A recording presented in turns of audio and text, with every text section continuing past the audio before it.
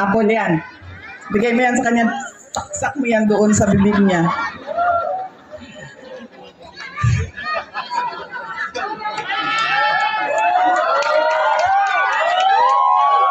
Alam niyo si Joel Jowa ba? Siya ba may-ari ng ing bitin? Ha? Hindi.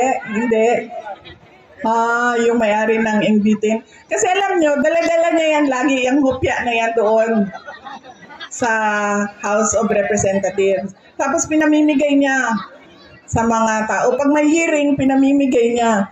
Nung pumunta ako doon sa hearing nila, nakaupo ako doon, tikitan ko iba't ibang kulay ng NBT. Pagdating sa akin, hindi ako binigyan ng hopya.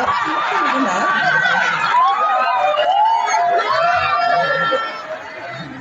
Para bang hindi ako nagugutom? Parang hindi ako karapat-dapat bigyan ng hopya. Tapos, sinasabi niya, abogado siya, nung nandoon ako at pinapaot niya ako, magsumpa ka. Sabi ko, bakit ako magsumpa? Nakalagay sa rules ninyo, ang manunumpa lang ay witness. Hindi naman ako witness dito. Resource person ninyo ako. So bakit ako manunumpa?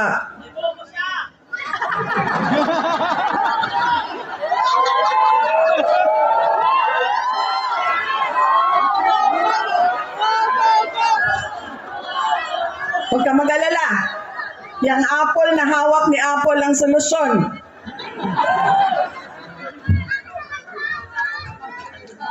Tapos, sige na. Wag na yan si Inday Sara. Hindi sumasagot. Hindi niya masagot. Bla bla bla. Bla bla bla. Tapos sabi ko, okay, sige, walang problema. Pinatawag nila yung mga kasamahan ko sa aming opisina. Walang problema. Sabi ko, anong gusto ninyo? Sige, pupunta kami. Kaya naman namin sagutin yan lahat. Di sige. Pagdating doon, kinulong na niya yung isang kasama namin, si Yusek Lopez. Nagalit na ako. Dahil ako naman yung hinahabol ninyo. Ako yung gusto ninyong paalisin. Ako yung gusto ninyong sirain. Bakit nyo dinadamay yung mga kasama ko sa opisina? Sinabi niya, pasensya na. Sinabi niya sa kapatid ko, pasensya na. Sabihin